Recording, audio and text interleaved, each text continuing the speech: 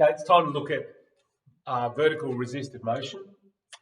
And in our questions, we'll just have two forces acting. We're always going to have gravity acting downwards, and we're going to have some sort of resistant force due to air resistance acting against the direction of the motion.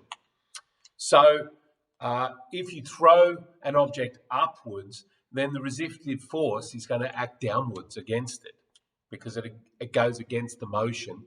Whereas if the particle's going downwards, the resistive force is acting upwards. So the resistive force is going to act opposite the motion. And they're the only two forces that we're going to have in our situation. Now, I've written down here that our resistive force will be normally proportional to the velocity or the square of the velocity. It's actually proportional to the speed or the square of the speed, but we'll just choose our coordinate system so that our velocity is positive. And I'll talk about those three cases in a minute, and then we won't have to worry about the absolute valuing and so on. But whatever direction it's moving in, the faster it goes, the more the resistance. And in our course, we'll just consider it either directly proportional to the velocity or proportional to the square of the velocity, but that would be the only powers I think that we would look at. So our three cases are going to be if we throw an object upwards, or if we stop here and drop an object, or if we actually throw an object downwards.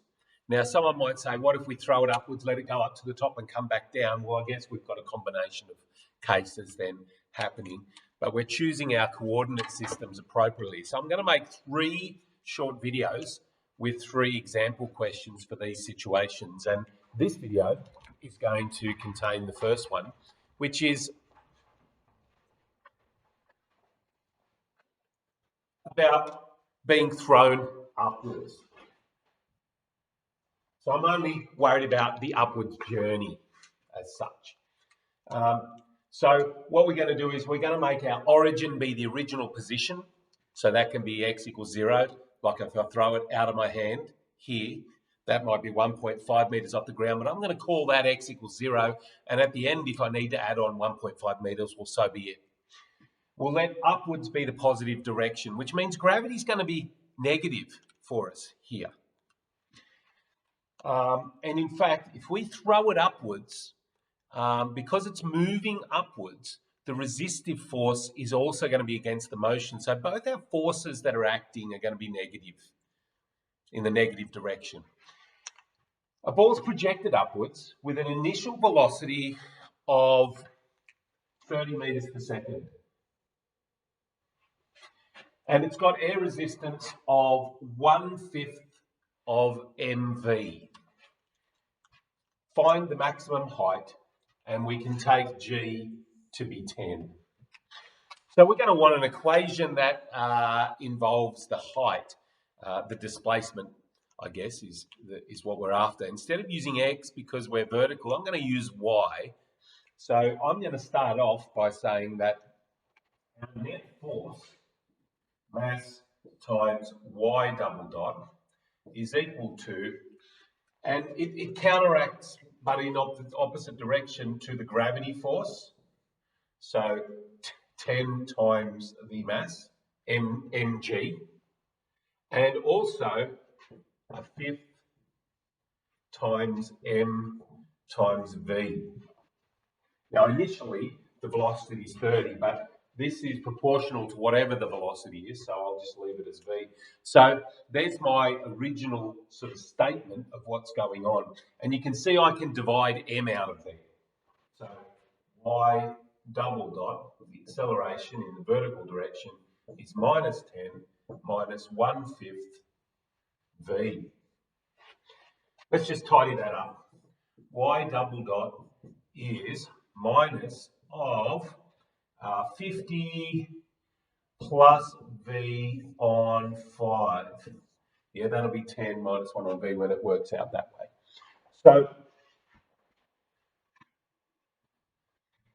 we're going to want to get an equation saying y equals well, y equals some v's would work out for us because we know the initial velocity, and we want to know where we want to know the maximum height, and at the maximum height it goes up and it stops. That's as high as it'll get, and then it'll come down. So the velocity is 0. So if I can get an equation of y equals a velocity function, I'll be okay.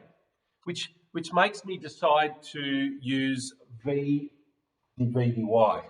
That's the equivalent of v dv dx, rather than d dx of a half v squared here. I'm going to use v dv dy instead of my y double dot. V dv dy is equal to my minus of 50 plus v on 5. Okay, so I can actually separate those variables using the differential calculus we did in extension 1. So I'm going to separate the variables.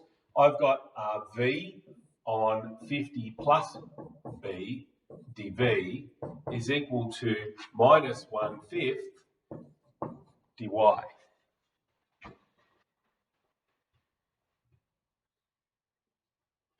Now I need to integrate this. You can just split the top and make it integratable, but if you can't see how to split it, you can always do a polynomial division. You can always say how many of these v plus 50s go into v. 1 would give me v plus 50, and then I'd get minus 50, which is saying to me that v divided by v plus 50 is equal to 1 minus 50 on v plus 50. So you could do a polynomial division to figure it out, how to split up that there. 1 minus 50 on v plus 50. So I'll just put that there. It's 1 minus 50 on v plus 50 dv equals minus 1/5 dy. Because now we can integrate that quite easily with respect to v if we want.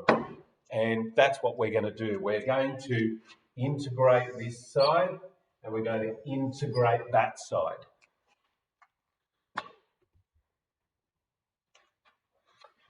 So the integral of this side is a v minus 50 natural log of v plus 50. And the integral of this side is minus a y on 5 plus c. So let's come along here where we've got a bit more room to work. So I'm going to have to find out that constant of integration. Okay, well, when t equals 0, we were told in the question that the initial velocity is 30, and we're also told, we also assumed that we're projecting it from the origin. Even though that might be out of our hand, we're saying that we're starting off, our initial position is going to be 0 on our coordinate system. So when t equals 0, v equals 30 and y equals 0. So we can put those numbers in there. v equals 30, natural log of 30 plus 50 equals 0 plus, so c is equal to 30 minus 50 log 80. Right? 30 minus 50 natural log of 80 is equal to c.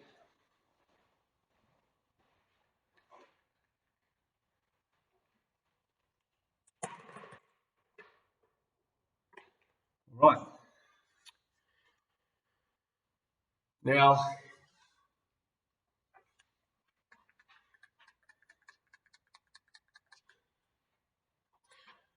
the next thing that we need to do is to you